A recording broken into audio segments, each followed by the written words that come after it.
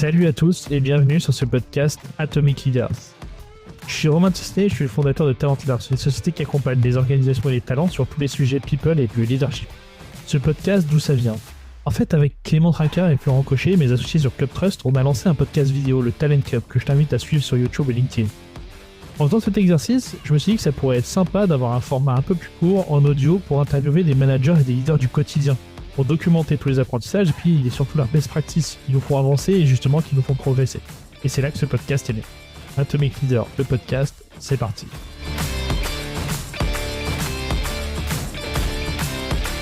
Bonjour à tous et bonjour à toutes, bienvenue sur ce nouvel épisode de Atomic Leaders. Aujourd'hui, on va être sur plutôt un Atomic Repreneur comme on l'a fait. On a avec nous Roman Nedelec. Salut Roman. Salut Romain, bonjour tout le monde. Merci beaucoup de prendre un petit peu de temps avec nous. Alors, on prend ce temps aussi parce qu'on est en contact tous les deux avec France Reprise sur la création de bootcamp et de contenu de formation. Donc, c'est un peu un double exercice qu'on fait aujourd'hui. L'idée, c'est... je suis pas content de t'avoir parce que l'idée, c'est d'apprendre un peu de ton parcours parce que tu as une histoire qui est assez inspirante, enfin, en tout cas qui m'a inspiré quand tu me l'as raconté. Et puis de voir un petit peu qu'est-ce qu'on en a appris ensemble et d'essayer de se dire qu'on a 40 minutes et si ça déborde un peu, c'est pas grave. Pour faire tout ça, ça te va? Bah allez, feu, je suis chaud. Super. Alors, le principe, il est assez simple. L'idée, c'est que on essaye d'apporter un maximum de valeur à l'audience. Normalement, on coupe pas. Donc, ça veut dire que on essaye d'être le plus naturel possible et d'avancer. Et puis, s'il y a une question que tu veux pas prendre, tu la prends pas. Tu activeras le joker, mais l'audience saura que tu l'as activé. Ça va pour toi sur la règle du jeu? Ça me va. Bon, personne ne l'a jamais activé, mais en vrai, ça va sans dire, ça va encore mieux en le disant. Faut pas être le premier alors. Ouais, voilà, on essaye de se mettre ce challenge-là. Est-ce que déjà, tu veux me dire, aujourd'hui, ce qui pourrait être sympa, c'est peut-être que tu commences par me dire, aujourd'hui, comment tu te définis? C'est-à-dire, t'es qui aujourd'hui? Et puis après, du coup, on va essayer d'aller voir l'histoire qui t'a fait devenir la personne que tu es aujourd'hui. Ouais, ok. Allez, vas-y, c'est parti. Alors, t'es qui aujourd'hui? Écoute, aujourd'hui, j'ai 40 ans, je suis père de famille, j'ai 2 enfants, je vis en Bretagne et je suis devenu entrepreneur par la porte de la reprise. Ouais. Et donc aujourd'hui, par l'appel des confrères et des repreneurs, je me consacre à l'accompagnement des repreneurs, des cédants et tout l'écosystème autour de la reprise. Ok, super. Donc ça, c'est ton rôle actuellement. Et alors, peut-être que du coup, comme tu me l'as un petit peu raconté, est-ce que tu peux nous décrire un peu ton parcours, enfin ton histoire de repreneur et d'entrepreneur? Parce que on va voir que les deux sont un peu liés pour qu'on comprenne bien un petit peu comment tu en es arrivé là aujourd'hui. Ouais, bien sûr. J'ai commencé par un parcours, on va dire, très standard. Je suis ingénieur de formation, je suis rentré dans une grosse boîte chez EDF en centrale nucléaire. J'ai géré des gros projets. Ouais. Je me suis régalé par la complexité, que ce soit technique, humaine, organisationnelle. Et puis, au bout de 7 ans, j'ai senti le besoin d'aller faire autre chose. Alors, ça s'est passé par différentes phases pour m'amener à la reprise, mais c'est cette phase-là qui était intéressante, de me dire, OK, je ne veux plus faire ça, mais qu'est-ce que je veux faire? Ouais. Je bricolais des choses dans mon garage pour inventer des trucs, pour lancer une boîte. Et puis après, tu te poses, tu te dis, OK, comment je prends le truc? Je vais apporter quoi à ma famille? C'est quoi les contraintes d'aujourd'hui? Qu'est-ce que je veux faire? Et donc là, je me suis aperçu que c'était la reprise qui me correspondait à moi par les contraintes financières de la famille, par mon appétence au risque, par mon besoin de démarrer une succession, une transmission. Ouais. Et voilà, et donc 2017, donc 7 ans après mon début de carrière, j'ai repris ma première société, Costar Sérigraphie, un métier que je ne connaissais pas, que j'ai voulu apprendre et qui était en lien avec la mer, qui était ma boussole à l'époque, de trouver quelque chose en lien avec l'économie de la mer. Souvent, les Bretons, c'est toujours un peu le truc un peu récurrent, quoi. Et voilà, ça se passe donc, avec la mer ou la bière. Alors, quand il y a les deux, c'est mieux, mais... Mais la mer, c'est mieux. Ouais, non, mais voilà. Et donc, je me suis retrouvé à visiter plein de choses, des chantiers navals, mais il n'y avait rien qui correspondait à mon apport, à mon souhait, à de la rentabilité que je cherchais. Et un jour, un intermédiaire me fait visiter un atelier de sérigraphie. OK, c'est quoi le lien avec la mer? Et en fait, ça fait le marquage de tous les vêtements des marins du Vendée Globe, de la route du Rhum. Ok, super. Alors peut-être là, on peut peut-être marquer un premier arrêt. toi, à ce moment-là, donc tu es un double de l'entrepreneuriat, enfin, je veux dire, tu viens du corporate. Comment ouais. toi, tu t'es fait, à ce moment-là, comment tu t'es fait, comme ça, de mémoire, ta scorecard, c'est-à-dire en fait, sur quoi tu t'es appuyé? Est-ce que tu t'es entouré? Est-ce que tu t'es créé des frameworks à toi en disant je vais scorer les trucs? Enfin, comment tu t'es débrouillé au départ sans savoir, sans avoir l'expérience du truc? Bah, au début, j'étais en horaire décalé au boulot, donc du Ouais. coup, j'avais des jours de congé, pas forcément le week-end, donc ça tombait, je finissais de nuit le mardi soir. Je prenais mon van à l'époque et je partais en Bretagne visiter, rencontrer, aller voir la CCI, donc je partais tout le temps 2 jours et après je revenais bosser. Ok. Et je visitais, je rencontrais, voilà, tous les organismes qui existent en France, les réseaux initiatives, les réseaux entreprendre, la CCI et principalement le CRA. Le CRA, c'est une bonne porte d'entrée pour le reprenariat. Ouais. Et c'est eux qui m'ont un peu aidé à me dire, OK, ouais, la reprise, ça correspond aux moyens que je cherche pour aller dans l'entrepreneuriat. Donc, Ok. je me suis inscrit à la formation de 3 semaines pour avoir une approche très financière et administrative de la reprise, parce que ça, Ouais. j'en étais très loin dans mon métier technique. Ouais. Donc, pareil, j'ai pris des congés, je suis parti 3 semaines à Paris faire la formation. Ouais. Et puis après, de fil en aiguille, bah, on visite, on rencontre des experts comptables, des avocats d'affaires par Mhm. recommandation. Et puis quand on a un dossier qu'on a envie de pousser plus que les autres, Ouais. là, on doit choisir son équipe, on doit Ouais. choisir son expert comptable, son avocat. Et moi, j'avais un parrain CRA qui était un peu mon sparring partner pour me challenger sur qu'est-ce que je voyais de la boîte. Mhm. Voilà. Et de ne pas tomber dans le piège que tout le monde tombe. J'ai failli tomber dedans. La première boîte qu'on visite, on tombe amoureux. Ouais.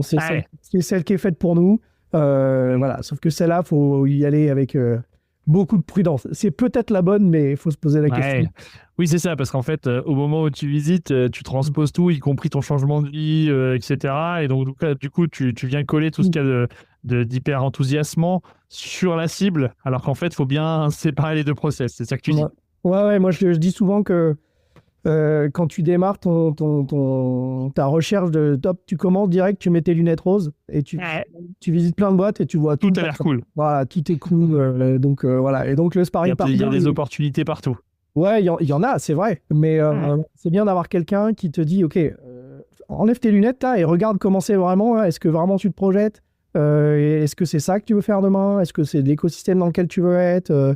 Ouais. Voilà. Et donc c'est ça qui m'a bien aidé, moi, pour cibler ma recherche, quoi. Bah vas-y, alors je tire le fil encore un Mm. coup, mais du coup, le sparring partner, pour ceux qui nous écoutent, comment on le choisit? C'est-à-dire, en fait, selon toi, ça serait quoi les bons... Alors, peut-être tu vas le faire par mimétisme avec le tien, mais ce serait quoi les bons critères qu'il faudrait pour un sparring partner? Est-ce qu'il faut quelqu'un de sa famille qui nous aime ou quelqu'un, au contraire, qui n'est pas de notre famille qui nous aime pas? Est-ce qu'il faut qu'il ait certaines compétences, tout ça? Enfin, comment tu ferais le portrait robot du bon sparring partner à ce moment-là, au moment où tu as les lunettes roses? Ouais. Ah bah, il faut quelqu'un qui soit à ton écoute pour comprendre qui t'es. Ouais, Et puis, il faut quelqu'un qui ait une expérience des domaines de l'entrepreneuriat que tu n'as pas. ouais, ok, Typiquement, moi, la partie atelier, production, ok, ça m'inquiétait pas. Faire tourner une machine, apprendre un process, voilà, tout va bien. c'était mon domaine en fait sur lequel je pensais avoir de la maîtrise. Ouais. Voilà, sur quelque chose que j'avais pas géré du tout avant, c'était des budgets, une comptabilité, du commerce. Ouais. Voilà, donc ton sparring partner, il doit t'ouvrir les yeux sur les domaines que tu vas pas regarder parce que tu vas tu vas avoir tendance à focuser sur ce que, Sur ce qui te plaît. sur ce qui te plaît, sur ce que tu aimes, ce que tu vas avoir envie d'améliorer. Voilà, donc il faut trouver quelqu'un avec qui tu t'entendes bien, forcément, Ouais, bien sûr. et avec qui tu sens qu'il va te dire la vérité, quoi. Ouais. La bienveillance au sens premier. D'ailleurs, Ouais. la bienveillance, c'est pas de dire tout le temps t'es le meilleur, quoi. Mhm. Oui, il faut accepter que cette personne, on lui donne le rôle de nous décevoir. Et, Ouais, ouais, et, exactement. On va dire et- non, et non, donc, là, quelque tu te part, trompes. Là. tu as tes lunettes roses, arrête tout. Moi, je veux ton bien, et là, c'est pas la bonne décision. Ouais, c'est ça. Ouais, ouais. Ok. Regarde, analyse-la par un autre angle et tout ça. Après, quand tu es entrepreneur, c'est le moment où tu apprends aussi à décider par toi-même. Ouais, Donc, il y a des fois, tous tes conseils, ils ont beau te donner des conseils, tu vas pas forcément les écouter. ouais, C'est ouais, je aussi, suis d'accord. c'est aussi une force qu'il faut avoir. parce qu'après, tu seras tout seul à la tête de ta boîte et donc il y aura des décisions qu'il faut que tu prennes pour toi, par toi, en fonction de ton instinct. Et ça, c'est important de l'apprendre dès ces moments-là, en fait. Ouais, moi qui fais pas mal d'accompagnement d'entrepreneurs, je vois bien qu'effectivement, un entrepreneur, tu lui évites pas les bêtises. Et il doit les faire tout seul pour acter les points. Par contre, en tant que sparring partner, tu peux être là pour mitiger le risque qu'il prend sur les premières qu'il fait, quoi. Ouais, exactement. Ouais. Ok, là, tu vas y aller. Moi, je pense que c'est une connerie. Mais Vas-y, petit, test. pense à ça quand tu vas y aller. Je me trompe peut-être, mais vas-y. Voilà, c'est ça. Et après, ça, mais en même temps, quand tu choisis de reprendre ou d'entreprendre, il y a une composante liberté et assumer ses erreurs et ses réussites qui est importante. Donc, c'est vrai que ça fait partie certainement du dispositif, quoi. Ouais, clairement. Super. Donc là, du coup, tu te retrouves repreneur de Costar Sérigraphie. Ouais, exactement. Donc, concrètement, là, dans ta vie, il se passe quoi? Tu déménages? Comment ça s'emmanche tout ça? Eh ben, il se passe que je quitte mon emploi d'EDF. Je cherche une maison pour déménager ma famille. Je veux, petite dédicace à mon banquier, mais je veux faire vite parce que avec mon CDI d'EDF, c'est plus facile d'acheter une maison. Voilà, donc je close un truc vite fait. On achète une maison où ma femme elle visite même pas. Et voilà, puis après je pars tout seul avec mon van parce qu'on n'a pas encore de maison. Mais mes enfants, ils restent là où on était et ils me rejoindront 3 mois après. Donc je suis dans ma reprise. Je dors dans mon van en me branchant chez des gars en Bretagne qui m'accueillent pour avoir un peu d'électricité. Et après, on a la maison. Donc après, je fais ma reprise la journée et la nuit, je fais les travaux pour qu'elle soit dispo pour que tout le monde arrive. Pour que tout le monde arrive, ouais. Et voilà, donc les 3 premiers mois, tu les vois pas passer familialement. Mais bon, c'était dans une super dynamique. T'es content, t'as une énergie de dingue. Tu as les oreilles ouvertes, les yeux grands ouverts, t'apprends tout, tu discutes tout. Et puis, par contre, t'es quand même dans une phase où tu dis, ok, bon merde, ça y est quoi. Ça y est. Qu'est-ce que je fais de mes journées? Parce que t'es un +1 dans la boîte, en fait. Ben oui, c'est ça. Pareil. En mission encore. Voilà, c'est ça. Donc, qu'est-ce que tu fais? Qu'est-ce que tu prends? Est-ce que tu prends le bureau du patron dès le premier jour? Est-ce que tu fais le planning? Après, tu rentres tout de suite dans les devis, tu les fais tout de suite, tu les fais pas tout de suite, tu vas te tromper, les rendez-vous clients. Est-ce que tu vas te présenter tout de suite à tous les clients ou est-ce que tu attends un peu de savoir de quoi tu parles avant d'aller? Voilà, donc tu as une multiple... t'as plein de questions qui te tombent dessus. Et puis en même temps, tu regardes le chiffre d'affaires parce que tu as fait un prévis et il faut que tu rembourses la banque à la fin de l'année. Donc tu es dans une espèce d'euphorie qui est géniale. Et en même temps, une espèce d'injonction contradictoire qui est de dire tu supportes les risques en jour 1 et en même temps, il y a une transition, il y a quelque chose qui fait que dans un premier temps, tu n'as pas toutes les manettes le jour 1 et donc il faut organiser une transition. Donc là, dans cette entreprise, comment ça s'est passé? Il y a une transition avec le cédant, il est parti le même jour ou vous avez mis une période de transition? Comment ça s'est organisé? Alors moi, pour le coup, cette reprise-là, ça a été catastrophique. La transition, tu veux dire? Ouais, la partie de transition, ça a été terrible. J'ai failli tout abandonner au bout de 6 mois. Ok. Mais non, justement, on n'avait pas préparé ça. Le contact avec le cédant, sa femme, qui était dans la boîte aussi à l'époque, c'était très bien passé. Pendant toute la phase, il y avait plusieurs repreneurs, donc j'avais ressenti le fait qu'il m'avait choisi moi parce qu'il voyait une suite, une continuité. Et donc, tu te sens accueilli correctement. Et puis moi, il s'est passé des choses que j'ai toujours pas compris aujourd'hui. Je sais que j'aurais pu les éviter en préparant la transmission. Mais au bout de 3 mois, dans une reprise, souvent, tu fais un chèque de complément de prix en fonction Bien sûr, Ça, c'est un détail technique, mais... c'est un détail qui compte, parce que ça te permet quand même de ne pas payer sans voir complètement. Enfin, il y a une partie... Oui, tout à fait. Tu as une partie qui prend le résultat de l'année qu'il a terminé. Mais et moi, je me suis retrouvé avec quelqu'un un jour qui m'a dit écoute, moi, mon savoir-faire, je pars en retraite avec, et je te le donne pas. Ok, donc il y avait une logique de je te transfère l'actif, mais pas le knowledge. Voilà, et donc c'était un cédant qui était à la production, donc moi il fallait que je fasse des marquages de vêtements, donc il fallait que j'apprenne quoi. Voilà, c'était une petite boîte, donc il fallait que j'apprenne tous les secteurs. Et voilà, et donc ça s'est tendu petit à petit. J'avais acheté une nouvelle machine avant même d'être dans la boîte parce que on en avait parlé avec lui. Il m'a dit ouais, ce serait bien de se diversifier pour tel client. Donc j'ai dit, OK, bah, il y avait une boîte qui fermait, la machine parfaite, T'avais tout est parfait récupéré. au début, quoi. Donc tu mets On dans met ton la charrue avant les simulation. bœufs. Exactement. Donc tu mets la machine et tout. La machine, elle démarre pas, elle n'a jamais marché. Donc Ok. tout ton focus, il est sur cette machine-là qui est en train de foirer. Donc tu te concentres pas sur l'existant Bien sûr. avant de développer. Voilà. Donc plein de choses qui font que la relation, elle se tend. Ouais. Moi, voilà, et du coup, bah, je passe par des moments très très compliqués où il y a une chape de plomb tous les matins quand j'arrive, quand je pose des Mhm. questions. Bah, clairement, il me défonçait. Devant les clients, il disait bah, vous inquiétez pas, la boîte, elle durera pas plus d'1 an. Faudra, Ok. faudra, faudra, faudra commencer à aller chercher les clients ailleurs. Voilà, donc chaud. Ok. D'accord. Et donc, du coup, après, pour te sortir de ce truc-là, ça se passe par quoi? C'est-à-dire, tu finis par dire, bon, bah, il sort et puis je reprends à zéro. Tu vas avec les employés. Enfin, comment Ouais, bah t'as en fait, t'as articulé le truc? à ce moment-là, nous, on avait juste convenu d'un CDD de 11 mois parce qu'il lui fallait 11 mois de Ok. salariat pour avoir son quota de Retraite. sa retraite. Donc, OK, pas de problème, je mets ça dans le BP. Et à ce moment-là, je décide de faire le dos rond le maximum Ouais. du temps pour apprendre en observant. Ok. Donc, du coup, c'est un peu j'ai pas voulu tout exploser tout de suite. Ouais. Et je me suis dit, OK, je vais encaisser les coups, je vais regarder, je vais être derrière lui, même s'il ne supporte plus. Je vais reprendre tous ces petits brouillons de calcul de devis pour comprendre comment il est fait. Euh, Ouais.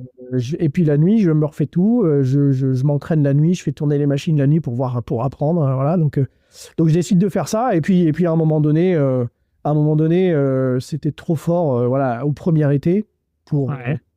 euh, voilà, j'ai vraiment failli abandonner, dire OK, tant pis, quitte à perdre ce que j'ai mis, là j'en peux plus. Ouais. Et puis voilà, après pareil, tu rappelles ton parrain du CRA, ton sparring partner, tes amis proches et tout.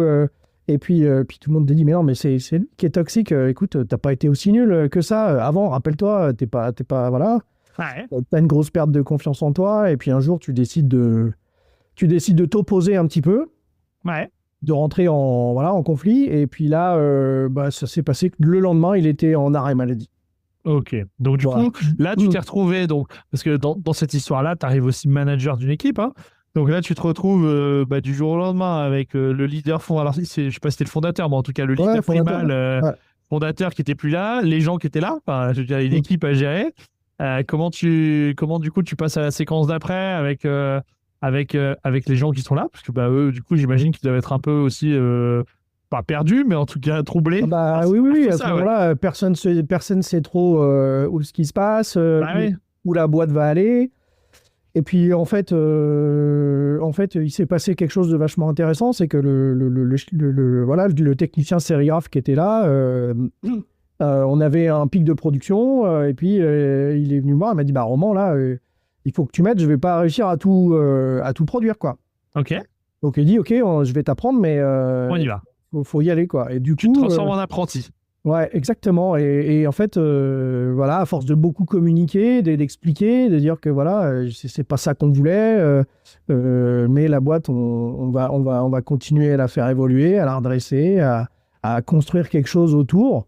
Ouais. Et voilà, donc en fait, en assez peu de temps, au final, quand tu enlèves la pièce toxique de l'échiquier, donc Ouais. là, en l'occurrence, c'était le sédant, et ben, tu t'aperçois que tout peut rebasculer assez rapidement. Et Ok. ça, avant de prendre ta décision, tu en as toujours peur. Mais Bah, bien sûr. quand tu as le sentiment qu'il y a un point toxique, ben, quand tu l'as identifié, bah, tu as une décision qui est dure à prendre. Mais une fois Mhm. qu'elle est prise, bah, toi, tu retrouves de l'énergie. Bizarrement, tu es plus fatigué, même si tu bosses 2 fois plus. Ouais. Et puis voilà, quoi. Puis après, tu, Ouais, c'est ça. tu Donc, redémarres, quoi. ce qui est intéressant, c'est que là où, bah, alors là, en l'occurrence, c'est sur une relation là-dessus, mais là où tu passes d'un point qui est un peu difficile émotionnellement parce que personnel, du coup, tu en fais un point de risk management en disant, bah, ok, il y a un élément, on va le traiter avec finalement un plan de continuité ou une autre solution, on va le mettre de côté. Et au moment où ce truc-là, il est de côté, bah, ensuite, toi, tu te remets dans finalement l'entrepreneuriat au sens pur, qui est de Ouais. dire, OK, faut qu'on fasse plus et qu'on vende plus cher que ça nous coûte et on s'y met par où on attaque, quoi. Ah ouais, tu te remets à faire l'essentiel, quoi. Voilà, Ouais. à faire des devis, à faire convertir des devis, à les produire, à les livrer. C'est pas Ok. compliqué, en fait. Hein. Ouais, je comprends. Bah, c'est pas complexe, mais ça peut être compliqué. Mais en tout cas, ouais, Voilà, il y a un truc qui est effectivement de cette nature-là. Ok, alors après, comment ça évolue alors chez Costar chez Graphie? eh ben, écoute, après, justement, après cette dynamique-là, c'est reparti dans le bon sens, quoi. Ok, C'est reparti dans le bon sens avec, bon, t'as vécu un retournement.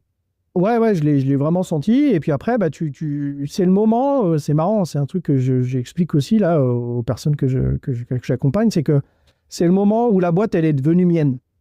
En Ouais, fait, elle était à moi c'était ça le jour 1. ouais, elle était à moi depuis le 1er janvier. Et en Ouais, fait, elle est devenue à moi vraiment ce jour-là. Et où je ok. me la suis appropriée. Et du coup, après, où tu la construis à ta manière, tu fais pas en fonction des autres, tu fais en fonction de toi, de ce que tu as envie, tu recrutes les gens qui te semblent bien pour bosser avec toi et tu recrutes pas les gens qu'on te dit qui seraient bien d'eux, mettre dans ton équipe. Et voilà. Et donc, tu as cette bascule-là qui est hyper positive. Ouais. Et après, bah, de fil en aiguille, et ben, je pense que ça a été facile pour personne, mais voilà, en se tirant les coudes, tu remontes un peu la pente. Et puis après, et puis bizarrement, bah, les clients, ils doivent le ressentir un petit peu. Donc en fait, tu ramasses des dossiers, tu dis, ah bah merde, là, je peux plus produire. Donc, ok, qu'est-ce qu'on fait? Est-ce qu'on recrute? Est-ce qu'on recrute pas? Mhm. Donc oui, on a recruté, on a monté une équipe, voilà, en 1 an et demi, 2 ans, voilà, on a recruté un peu et on a fait de la croissance tout de suite dans la première année post-événement, en fait. Voilà. Super. Ok. Ouais, donc il y a effectivement un point qui est de se dire, ça a débloqué quelque chose, y compris dans ta relation avec les salariés. Les salariés, enfin sans entrer dans le détail, mais tu as réussi à garder la même équipe. Il y a une partie de l'équipe enfin, qui est partie, qui a changé. Enfin, comment ça s'est passé? Oui, Parce qu'en plus, toi, ouais, ouais, il y a une partie qui a changé, qui adhérait pas, ok, et puis il y a une partie qui était avec moi. Alors, engagé. a priori, est-ce qu'ils avaient le choix, pas le choix, on ne saura Oui, jamais. peu Mais importe. Ouais. en tout cas, l'énergie a été bonne, et on est reparti de l'avant là-dedans, quoi. Ouais. Top. Ok. Alors, du coup, ça avance là-dessus. Puis à un moment donné, du coup, donc, comment qu'est-ce que tu as fait? Tu as changé de projet? Tu as fait grossir Non, celui-là? bah, C'était quoi ton. en fait, après, tu as ton côté pas lunettes roses qui revient, mais ton côté entrepreneur qui te dit, bah ok, en fait, c'est vachement bien, on est reparti, je fais le marquage des vêtements pour la course au large, est-ce que je pourrais pas décorer les bateaux? Ok, donc du coup, tu pars en divergence sur comment je complète Ouais. ce qu'il y a là. Voilà, donc on Ok. a essayé, on s'est formé Et, en interne. et tu pars en divergence parce qu'il y a une opportunité de racheter quelque chose, ou tu pars en divergence en te disant c'est ça que j'ai envie de faire et après tu as cherché quelque chose? J'ai d'abord dit, c'est ça que j'ai envie de faire. Ah, ok. Donc du coup, Voilà. tu t'es mis en divergence sur l'idée Mm. et après tu as identifié des solutions pour le faire. Ouais, exactement. Donc on a essayé en interne, on s'est formé, mais bon, c'est deux métiers différents Ouais. qui n'ont pas besoin des mêmes machines. Enfin voilà, donc on s'est aperçu de choses comme ça. Mhm. Et puis l'opportunité, voilà, une autre repreneuse d'un réseau que j'avais eu me dit, ah tu sais, il y a telle boîte qui est à vendre. Ah c'est pas vrai. Ah ouais? Ah bah c'est exactement ce que je suis en train de développer en ce moment. C'est marrant, c'est ce qu'on cherche. Voilà, exactement. Donc Ok. du coup, il y avait une opportunité de croissance externe. Ok. Donc là, tu te dis: «OK, je me chauffe sur ce projet-là. Est-ce que j'y vais? Est-ce que j'y vais pas?» C'est très tôt, hein, au bout de 2 ans, tu te dis: «Est-ce que c'est le bon moment? Est-ce que je suis pas en train de faire une connerie? Est-ce que c'est une opportunité?» Et là, Et c'était une reprise au sens où mmh, c'était une vente du fondateur qui partait, ou ouais. c'était plutôt enfin, une fusion avec un dirigeant qui restait? Parce que c'est un peu différent aussi, ça. Non, non, c'était pas même Même setup. principe, ouais, même setup. C'était 2 associées femmes Ok. Mhm. qui voulaient vendre pour, partir en retraite. Elles étaient un peu plus jeunes que l'âge de la retraite, mais elles voulaient vendre quand même. Ok. Et voilà, et donc là, tu te dis: «Comment je fais? Par quel bout je prends le problème?» J'ai eu beaucoup de mal à accéder au dossier. Moi, Ok. c'est pareil, les repreneurs, ils vont se retrouver là-dedans, des fois, les intermédiaires ou les cédants, ils nous bloquent un peu la porte et Ok. Ah, bon, juste peut-être là-dessus, enfin, ton hypothèse sur la raison, parce que s'ils font ça, c'est qu'il doit y avoir une raison. Qu'est-ce que tu penses qu'ils essayent de protéger en faisant ça? en fait, ils pensaient que j'étais pas, que c'était soit trop tôt, soit j'étais pas prêt, soit ça allait pas être compatible avec la boîte telle qu'ils la connaissaient. Ok. Ils Voilà, donc Ok. Donc il y a un truc qui dit attention, on va d'abord settler avant de tout ouvrir, mmh. parce que comme ça, du coup, ça, sinon il y a un risque que ça se fasse pas. Ouais, exactement. Puis Ok. une vente de société, voilà, c'est assez confidentiel. Et puis, Ouais, bien sûr. toi, quand tu es repreneur, tu vas avec ta fiche de cadrage qui vaut ce qu'elle Mhm. vaut. D'ailleurs, j'ai un avis un peu là-dessus.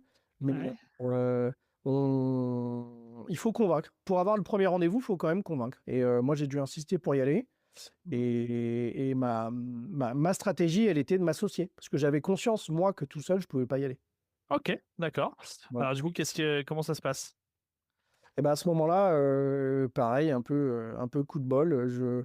J'ai deux personnes en tête, pas des amis, pas des personnes avec qui j'ai beaucoup travaillé, mais j'ai deux personnes en tête avec qui je me verrais bien reprendre cette boîte-là. Ok. Et au moment du premier entretien avec l'intermédiaire, j'évoque ça à la fin du rendez-vous. Mhm. Donc j'explique ma thèse, je dis bah, ok, voilà, c'est les mêmes clients, je veux qu'on leur apporte le service de vêtements, des voiles et de coques, Mhm. et puis ça a du sens. Mhm. Je dis par contre, comme je viens de reprendre, c'est deux sites différents, des équipes différentes. L'équipe était plus grosse encore sur celle de l'atelier sur mer. Ok. Je dis par contre, c'est pas un projet que je veux mener tout seul, je veux le mener avec un associé. Et j'ai deux personnes en tête. Et il me dit, ah bah tiens, c'est quoi les profils des associés? Je décris le profil de mon associé, toujours aujourd'hui. Et l'intermédiaire il me dit, c'est un tel. Ouais. Bah oui. Il dit, bah il est venu visiter la boîte il y a 2 mois. Ok. Ouais. Alors ça se passe peut-être plus dans des régions où il y a peut-être moins de transactions, mais c'est quand même effectivement un peu lunaire, ouais. Et bah là, tu dis, bah ouais, il est venu visiter la boîte il y a 2 mois, et lui aussi, il pense qu'il a besoin d'un relais Ok. plutôt technique, opérationnel. Euh, Vous vous êtes tous les deux dit qu'il vous manquait un morceau que l'autre avait. ouais, bah en fait, lui a pas fait le lien avec moi à ce Ouais, moment-là. voilà ça. Donc, sorti de ce rendez-vous-là, moi je l'appelle, Ouais. je dis, bah écoute, il vient de se passer un truc rigolo. Est-ce que tu es OK pour qu'on monte un projet ensemble là-dessus? Et puis Ouais. voilà, puis après tu rentres dans une discussion d'associés, de comment tu fais le Bien truc, sûr, ouais. pourquoi. Et voilà, et donc du coup, on se retrouve mi-2019, donc tu vois, 2 ans et demi après ma première reprise à reprendre l'atelier sur mer. Ce qui est intéressant au learning là-dessus, c'est que en fait, là où quand tu pars dans ton entrepreneuriat, dans ton projet de reprenariat avec tes lunettes roses, souvent tu visualises le scénario dans lequel tu vas être seul repreneur. Alors qu'en fait, toi, tu dis, bah moi, j'ai vécu le cas où. Ah, parce que. Et donc, du coup, tu es dans une version, je le prends pas. Alors que toi, tu dis, non, il y a une troisième voie qui est, je le prends à condition que je trouve quelqu'un qui a ces paramètres-là et qui pourrait Ouais, être avec moi.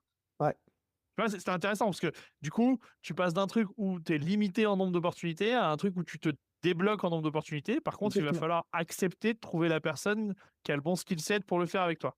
Ouais, tout à fait. Mais du coup, tu Ok. rentres dans un autre questionnement que tu t'étais encore Ouais. pas posé jusqu'à présent, de l'association, de quel sens donner, Ouais. OK, j'en ai une qui est à moi, on en rachète une à deux, c'est quoi les risques? Ouais. Bien sûr. Donc là, super débat super intéressant de se dire, il faut pas il faut qu'on limite le champ des possibles pour qu'on sprite, toi et moi. Ouais, bien sûr. Tu cadres, ouais. Mais voilà, donc qu'est-ce qu'on fait?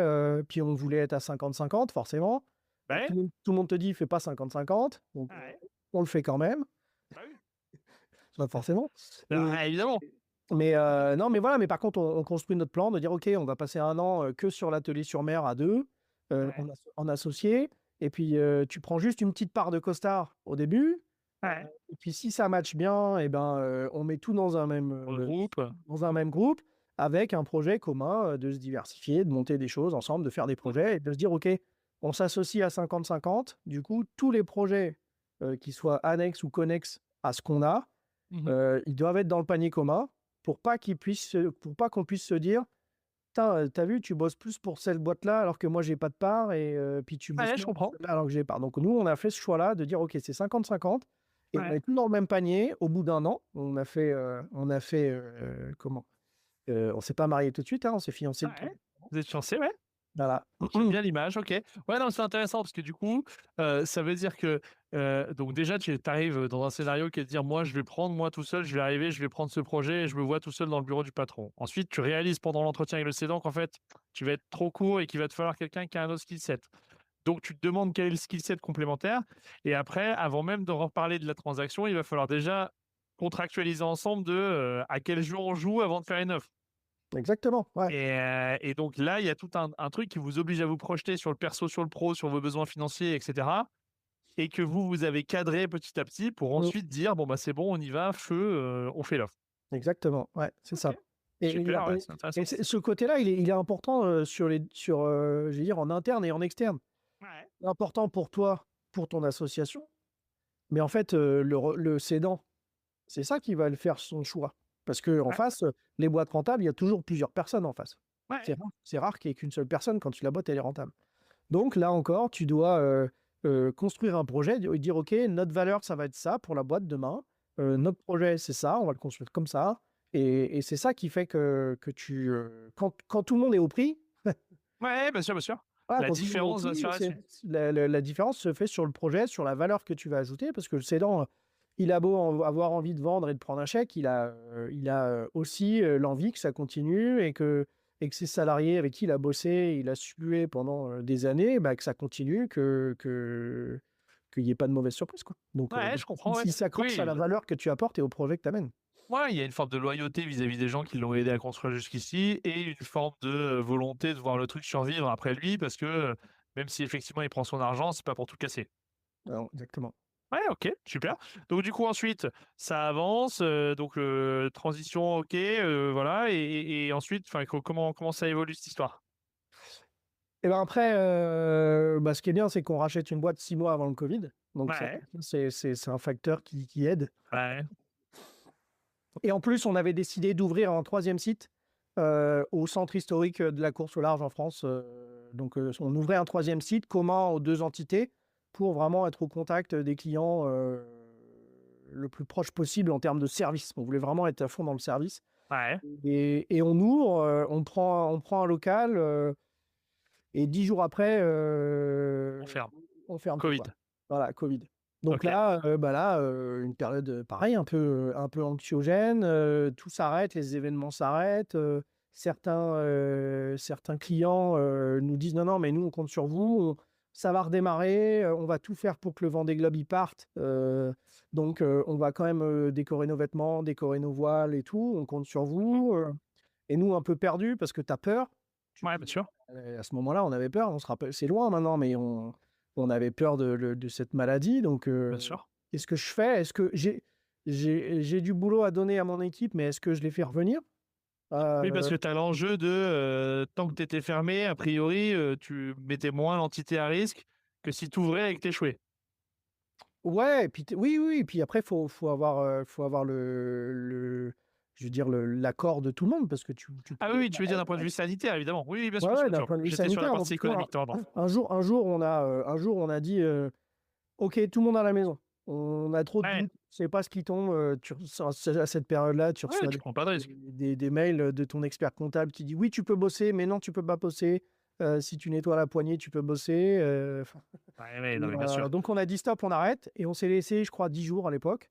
Ok. Et puis après, bon, on a rappelé les salariés. On a dit ok, on va ceux qui veulent. Ouais, On va redémarrer petit à petit avec, voilà, avec des précautions.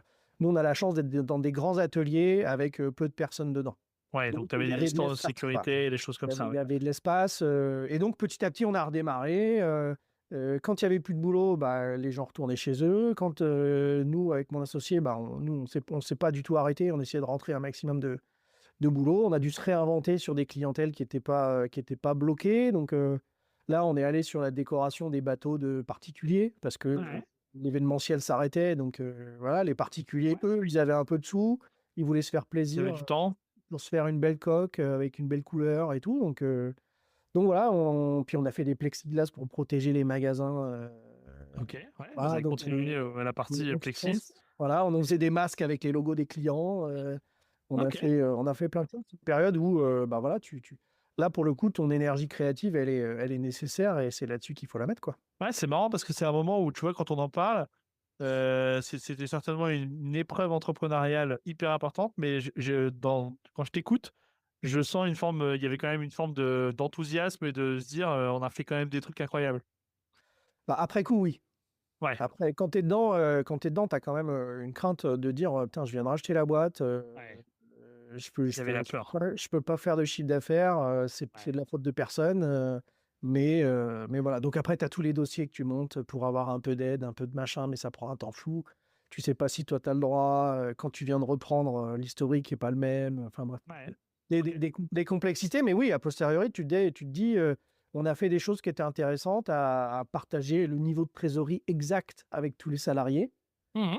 pour être en transparence maximale, pour dire, OK, Ouais. on en a, vous allez toucher ça en chômage partiel, la trésor de la boîte, c'est ça, et donc régulièrement, de manière très transparente voilà, pour engager un remont ou garder le collectif, quoi. Ok, ok. Comment ça a continué alors cette aventure? Et ben, ouais, petit appel. Tout va bien. C'est du direct. Ouais. Bon, eh ben après, après le Covid, voilà, le Covid se passe, ça dure quand même 2 ans où c'est un petit peu chaotique. Ouais. Puis après, on a toujours des envies de développement voilà, avec mon associé. Et là, on décide de faire une augmentation de capital. Ok. Donc, on fait rentrer chez nous des gens qui, que mon associé connaît depuis de longue date. Et donc, Ouais. on monte un projet de développement avec eux pour nos boîtes et puis pour créer un fonds d'investissement régional Mhm. pour continuer à être au contact des boîtes, générer des opportunités et participer au développement à la fois intellectuel pour nous et Ouais. développement économique des boîtes qui ont besoin. Donc ça, voilà, on fait cette levée-là et puis on part avec un plan de bataille pour notre développement. Ok. Mhm. Ok. Et là? Et ce développement, bah, il se passe pas comme prévu. On passe par une phase où on lance, après coup, on se dit peut-être qu'on a lancé trop de choses en même temps. On lance une start-up avec mon associé, chacun se met sur son domaine. Moi, je garde les boîtes qui tournent, lui, il se met sur la start-up, après on rééchange. Voilà, donc on est dans une phase où on recrute beaucoup, on essaye d'organiser, on continue d'être en croissance, Ok. mais les non-qualités, elles augmentent un peu, la marge, elle baisse, et voilà, donc on est dans un espèce de dynamique. Alors, hyper croissance, c'est pas le mot, parce que ça avait rien à voir avec des boîtes qui recrutent 200 personnes par mois, mais Ouais. on était dans cette dynamique-là où ça allait un peu trop vite. Et Ouais, donc, c'est ça. C'est pas tellement la question de la croissance, c'était la question de la vélocité de tout ça, quoi. ouais, exactement. Et donc, tu recrutes, tu prends pas le temps de bien former parce que tu te dis, bah, moi, je l'ai fait pendant 5 ans, donc je vais lui expliquer et puis il va savoir faire. Ouais. Donc, tu te retrouves dans cette phase-là où tu as plus de monde dans ton équipe et tu fais moins de chiffre d'affaires. Donc, les Ouais. comptes, Les courbes se croisent. qui devraient évoluer en même temps se croisent et là, tu dis, c'est pas bon. Et voilà. Et donc, il y a une phase où on se remet beaucoup plus proche de l'opérationnel, Mhm. à restructurer les équipes. Malheureusement, il a fallu se séparer de certaines personnes pour retrouver un niveau de charge cohérent Ouais. avec notre marché. Ouais, bien sûr. Et voilà, et donc on s'est remis de manière très très opérationnelle sur nos boîtes pour alors les sauver, c'est un grand mot parce qu'on n'était pas à ce niveau-là, mais bon, la tendance était pas bonne quand même, quoi. Pour les pérenniser, quoi. Ouais, Ouais, c'est fallait intéressant parce réagir, que sinon ça allait pas bon, quoi. ouais, il y avait un risque. Ce qui est intéressant, c'est que c'est pas la première fois. Donc, moi, j'ai déjà rencontré des repreneurs, hein, et c'est vrai que c'est pas la première fois que je vois ce phénomène de euh, je me mets un peu en avance de phase et du coup, je développe beaucoup parce que, ben, en fait, on a l'impression qu'on part d'un truc et avance. Et puis finalement, je dégrade On- par cette action l'actif que j'ai acheté et donc je me recentre à un moment donné sur le basique, l'opérationnel, ce qui fait que la boîte a fonctionné jusque-là. Et donc, c'est ce mouvement-là que vous avez opéré il y a 2 ans, quoi. Ouais, ouais, exactement. Et puis tout ça, ça a conduit à nous poser bah là, plein de questions sur ce qu'on avait construit, où est-ce qu'on en était, Ouais, les possibilités du marché, ouais, nos envies personnelles, le bien pour les sociétés, tu vois. Est-ce qu'on avait toujours l'énergie de faire ce qu'il fallait faire? Est-ce qu'il y avait les opportunités qu'il y avait à prendre? Est-ce qu'on était les meilleures personnes ouais, pour les mener? Et notamment pour Costar Sérigraphie, on s'est dit que non. On s'est dit qu'il fallait aller sur le digital, sur le web, etc. Et que nous, on avait essayé des choses, on n'avait pas réussi. ouais. Et que une fois qu'on avait un peu restructuré l'entreprise, ré- pas réorganisé, mais mis le savoir-faire dans les équipes et non pas que dans la tête, Ouais. enfin, dans ma tête ou dans celle Du repreneur, ouais. Enfin, les c'est, dirigeants, en tout cas. euh, ben, on s'est dit il fallait transmettre. Il fallait transmettre et trouver la bonne personne pour la prochaine étape de cette boîte. Donc, Ok. voilà, donc on a passé. Moi, je me suis consacré à 100% à Costard à ce moment-là et ça a été un super moment parce qu'on a retrouvé des dynamiques qu'on avait au tout début. On a mis en place des process, des orgas, de la méthode et ça se passait super bien. On a vite retrouvé de la rentabilité. Et voilà. Et puis en plus, on a eu un repreneur qui voulait un atelier de sérigraphie, qui venait du web, enfin, tu vois, Ok. en qui on a eu confiance pour gérer la suite. Ouais. Et voilà. Et donc après, le process de vente, d'accompagnement post-vente, et la boîte a été vendue fin 2024, quoi. Je m'arrête encore une fois là-dessus sur le Zoom, mais est-ce que, parce que du coup, tu n'avais pas été cédant, mais est-ce que au moment où toi, tu es devenu cédant, tu as compris des trucs que tu avais ratés quand tu étais de l'autre côté? Enfin, en fait, tu vois, quelque part, ce que je me dis, c'est que c'est un processus, tu vois, où, même si on essaye de se donner un maximum d'informations, on joue quand même avec des cartes retournées. Enfin, on Ouais. n'a pas Ah oui, toutes oui. les données Ah non, là-dessus. c'est clair. Et donc, du coup, ma question, c'est, toi, dans ce qui t'animait dans la session, est-ce que finalement, tu as tiré des enseignements rétrospectivement sur ce que tu avais vécu de l'autre côté? Ah bah oui, et je pense que ça a servi à ce que à ce que la transmission se passe super bien. Ok. Aujourd'hui, je le rappelle, il me dit qu'il est content, il est déjà en train de faire de la croissance externe, ça se passe bien, l'équipe elle est avec lui, oui, oui, et en fait sur 3 points, 3 gros apprentissages en fait à ce moment-là, quand tu te mets dans la peau du cédant, déjà tu te dis, ok, même si mon but c'est quand même de vendre à un certain prix, Mhm. je ne peux pas envisager de faire subir aux repreneurs ce que moi j'ai subi. C'était hors de question. Ah oui, oui, d'accord. Donc déjà, toi, tu t'es dit, moi, je suis arrivé dans de mauvaises conditions. J'ai vécu une fois les mauvaises conditions. Voilà, Ça, c'est no-go, je veux pas lui faire vivre ça. voilà. Donc du coup, je vais tout faire pour que voilà, le savoir-faire Ouais, il soit dans l'équipe, que les process soient écrits, que pas tous les postes soient doublés, mais tu vois, toutes les ouais. compétences, quand il y a un absent, tu sais qui mettre, enfin voilà, ce genre de choses. Mhm. Et puis après, tu réalises, tu reçois des fiches de cadrage de gars. Ah, tu dis, mais qu'est-ce qu'il va faire? Qu'est-ce qu'il va faire de chez moi? Qu'est-ce que je peux pas lui vendre? Il n'a pas de projet, c'est un CV que je reçois. Donc voilà, donc là, tu te revois une petite dizaine d'années avant à envoyer des fiches de cadrage qui n'ont aucun sens. Ouais. Tu te dis, putain, tous les gars à qui j'ai dû l'envoyer, ils ont dû rigoler. Rigoler. Voilà. Donc ça, c'est un vrai sujet pour les repreneurs Ouais. à travailler. Euh, le fait d'avoir un gros delta entre ce que tu penses avoir compris de l'organisation quand tu visites la boîte et l'organisation réelle, bah là, pareil, il y a des énormes gaps.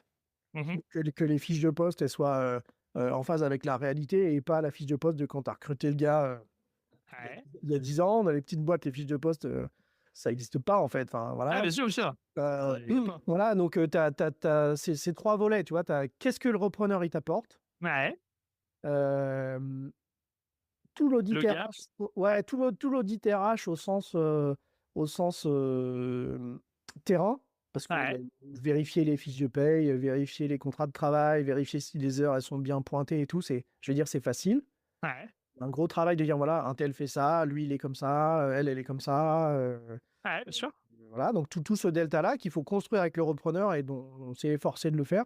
Mhm. Euh, et, euh, et la période de transmission. Voilà, comment on fait?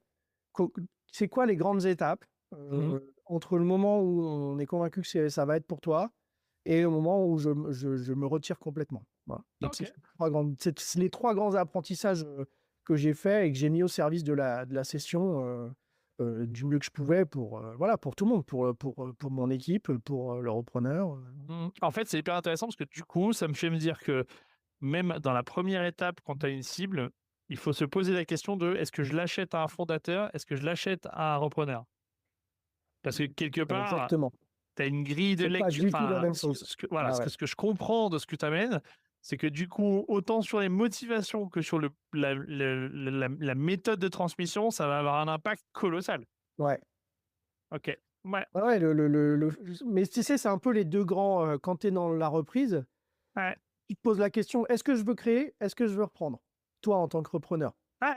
Souvent tu as envie d'entreprendre, donc tu dis, OK, est-ce que je veux créer? Est-ce que je veux reprendre? Et tu as une autre grosse question en face, c'est est-ce que le mec que j'ai en face, il a monté ça il y a 20 ans, 25 ans, Ouais. et du coup, il a tout dans la tête. et il y a certainement rien dans les logiciels et voilà. Ou Mm. alors est-ce que c'est déjà un repreneur qui a déjà fait tout ce travail, qui a apporté sa valeur sur un cycle, et moi, qu'est-ce que je fais du prochain cycle? Voilà. Ouais. C'est En fait, vraiment, c'est intéressant parce que du coup, on est en train de se dire que quand c'est un repreneur, l'actif transmis qui est la société, il a déjà plus de valeur. Alors, il peut avoir autant de valeur, on va dire, relative, mais il a déjà plus de valeur dans la façon dont tout ça a été formalisé, etc. Parce que comme c'est déjà changé de main, bah, en fait, tu t'assures presque que tu trouves quelque chose dans un mode mieux organisé, quoi. Ce qui est sûr, c'est que ça a été revu. Ouais, Ça a été revu et il y a déjà quelqu'un qui a été confronté à, à ce phénomène-là. Donc, mieux, on ne sait jamais. Mais ouais, bien sûr. en tout cas, le travail a été fait parce que quand tu es repreneur, tu es obligé de le faire. Ouais, je comprends. Si Ouais, tu le trouves. j'avais pas perçu j'avais pas perçu cet aspect-là, mais je trouve que du coup, dans la due deal de démarrage, c'est intéressant de se poser ces questions-là. Ouais, les grilles de lecture, c'est pas du tout les mêmes. Si c'est un Ouais, fondateur déjà. ok, super. Et alors là, du coup, t'as réussi ta session? Bah, je pense que oui. Ouais. Je pense que oui, puisque je te dis, réussir, c'est quoi? C'est que ça continue Bah ouais. et c'est que le repreneur, il a l'air d'être content, l'équipe aussi. J'ai pas de problème à y retourner de temps en temps pour dire bonjour et voilà. Donc ouais, je pense avoir, on pense Réussi ça. avoir réussi ça, quoi. Ouais, tout à fait, parce que Super, ça a été un t'avais niveau à rempli tes deux. Ouais. trois points. Et Ouais. donc, du coup, c'est après ça que toi, tu as commencé du coup à capitaliser sur ces expériences. Maintenant que tu avais fait le tour du truc, Ouais. pour se dire, bah ok, maintenant que j'ai vu le film en entier 2 fois, une fois de chaque côté, j'accompagne des gens qui font ça.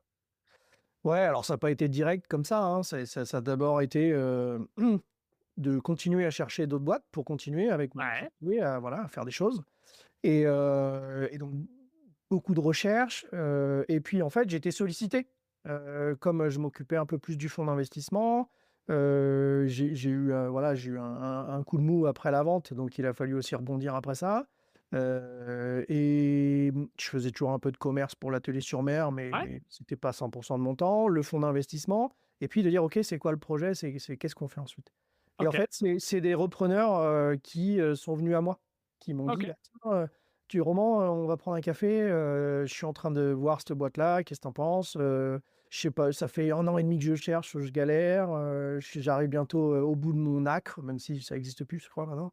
Ouais, Voilà, et donc en fait, c'est un peu venu à moi comme ça. Et comme ça m'a plu de le faire, je me suis dit, bah, pourquoi pas en faire une activité à temps plein. Et, et c'est aussi parti d'un autre constat qui était de dire qu'est-ce que j'ai le plus aimé, moi, dans toutes ces années? ouais, Et ben en fait, c'était le fonctionnement en mode projet. C'est-à-dire ok. la partie recherche, Mhm, la partie prise en main, mhm, la partie croissance externe, la partie ouais, vente, mais moins la la partie run. partie transmission. Et voilà, et en fait, ça a été un petit peu peut-être a posteriori, tu sais jamais si ça aurait Bien pu sûr, être oui. différent, mais en fait, il fallait toujours que j'ajoute quelque chose. Donc en fait, Ouais, je déstabilisais pas mal le socle ouais, parce que j'étais comme ça. Et donc je me suis dit, bah, en fait, accompagner les repreneurs qui veulent racheter une boîte, et ben, en fait, me mettre avec eux dans ce projet-là, ça va m'exciter, ça va mhm, me donner de l'énergie. Pareil pour quelqu'un qui veut vendre et qui veut bien vendre, mhm, ou alors quelqu'un qui a déjà repris et qui veut faire une croissance externe. mhm. Ah, voilà, en fait, Ouais. le faire avec eux, ça a vachement de sens pour moi. Et donc voilà, tout le chemin depuis début 2025, il m'a conduit là et je me régale à faire ça maintenant. Ouais, ce qui est intéressant dans pareil, toujours en rebond sur le learning de ce que j'apprends en t'écoutant, en tout cas ce que je modélise, c'est que en réalité, la capacité que tu vas avoir à te connaître toi-même avant pour savoir si tu es plutôt quelqu'un qui fait du run ou quelqu'un qui fait du projet, ou les deux. Mais on sait que dans les personnalités des entrepreneurs, il y a souvent des gens qui sont plutôt dans la divergence et d'autres qui sont plutôt dans le run. Mm. C'est quand même un truc important qu'il faut baliser dès le départ pour s'assurer de, OK, quand ça va devenir boring et que ça va tourner tout seul, qu'est-ce que je vais mettre en place alors, c'est jamais boring une entreprise, mais qu'est-ce que je vais mettre quand ça va devenir boring pour moi? Qu'est-ce que je vais mettre en place pour pas, moi, par mon action projet, déstabiliser le Mm. socle en permanence Et quelque part, il y a un plan de continuité, mais je préserve la partie run, quoi. Ouais, et ça, tu le vois pas. Tu vois, moi, Ouais, bien sûr. je le vois après. Bien sûr. Après, je pense qu'il y a différents moments dans ta vie. Moi, j'étais assez jeune globalement quand j'étais dans la promotion du CRA. Ouais. Moi, j'avais une trentaine d'années à ce moment-là. Euh, je veux dire, c'était pas ma crise de la quarantaine, quoi. Ouais. C'était 10 ans plus tôt.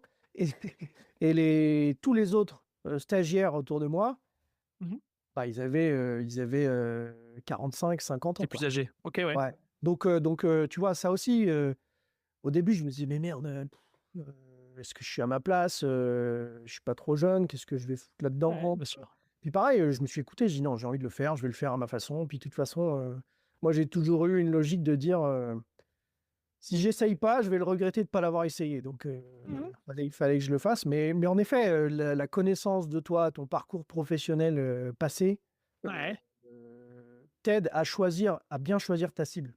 Ouais, bien Tu sûr, oui, vois, puisque tu as des oui. business sur des paramètres différents qui sont plus Voilà. orientés projet et d'autres plus run. Exactement. Et du coup, c'est tout ce que tu dois mettre quand tu travailles ta thèse d'investissement, ta fiche de cadrage. C'est ça qu'il faut aller voir. C'est pas dire je veux X salariés, j'ai tant d'apports, je cherche à tel endroit. Ouais. C'est ces questions-là, en fait, qu'il faut se poser. C'est là où tu as de la vraie valeur. Qu'est-ce que je peux apporter? C'est quoi mon profil? Qu'est-ce que je vais chercher comme typologie? Saisonnier, pas saisonnier.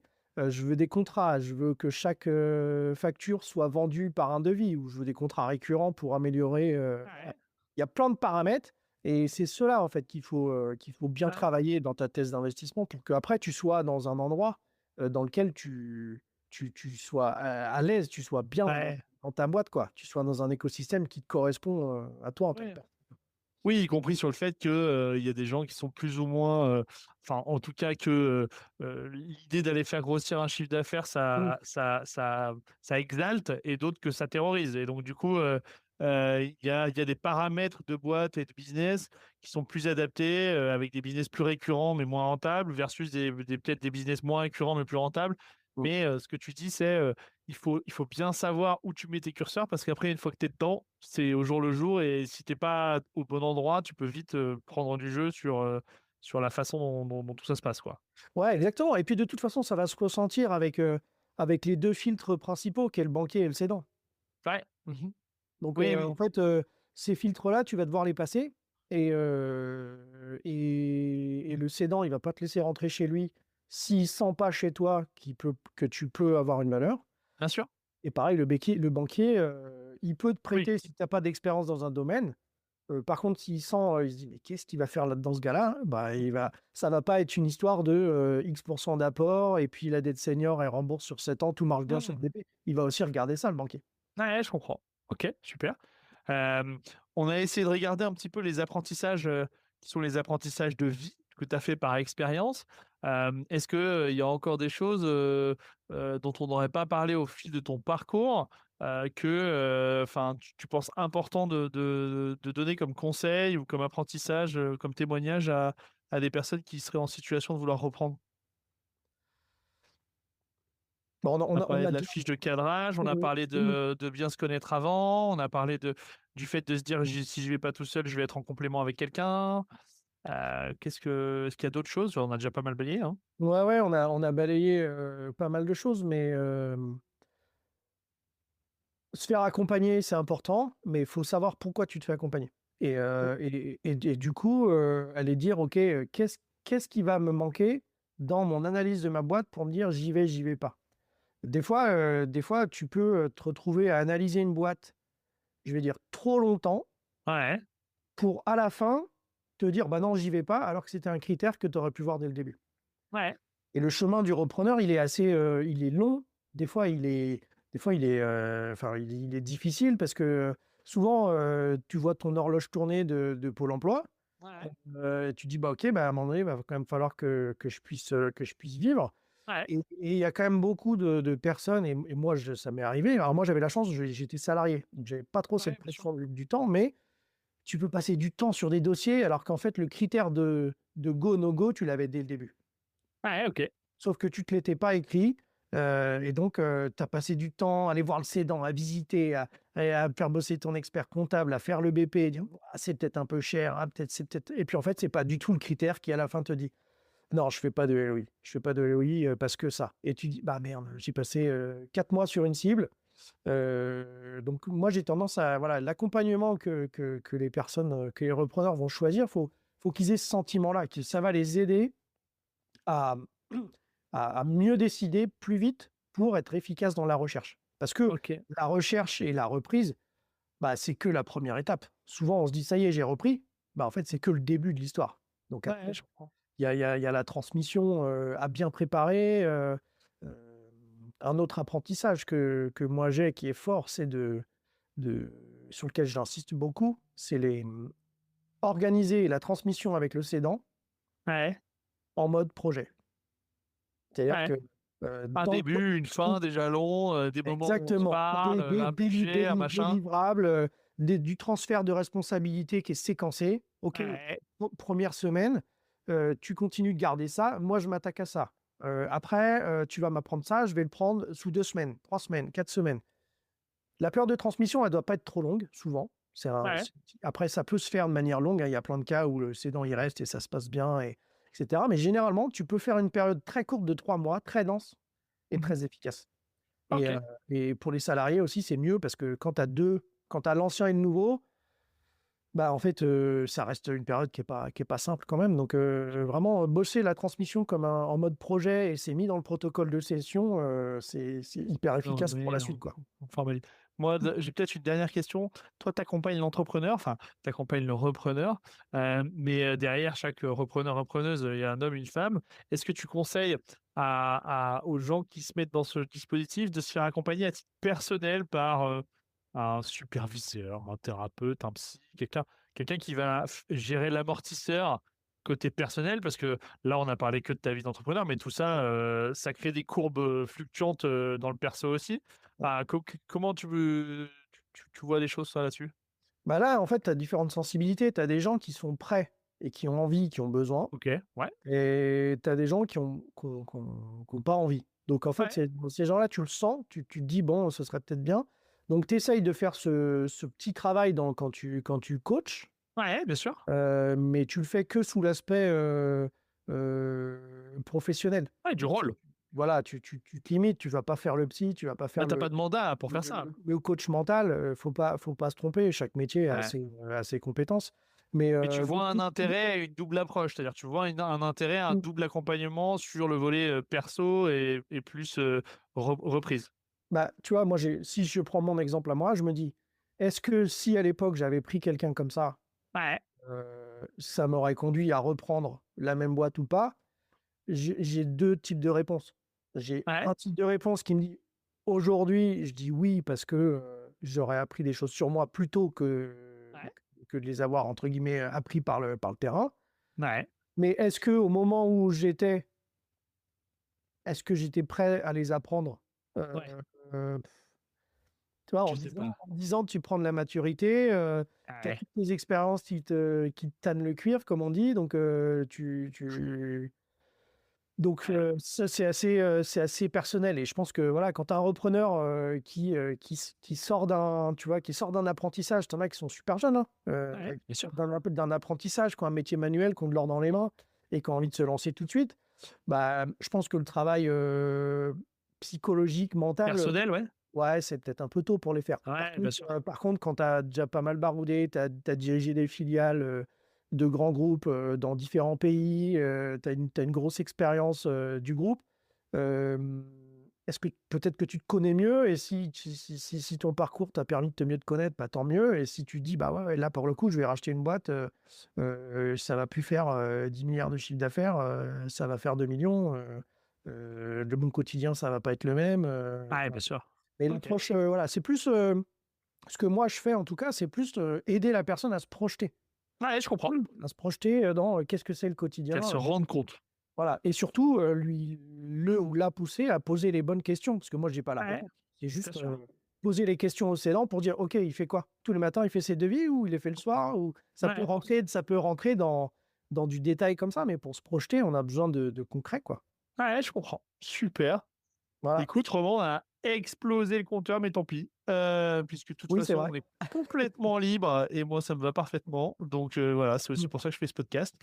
Je trouvais ça hyper intéressant. J'ai trouvé hyper intéressant le lien que tu fais avec la connaissance que chacun a de ses préférences. J'ai trouvé hyper intéressant l'idée que tu sois passé par une phase où tu t'étais imaginé reprendre tout seul et finalement, tu as changé ton plan pour aller chercher le skill set en complémentarité.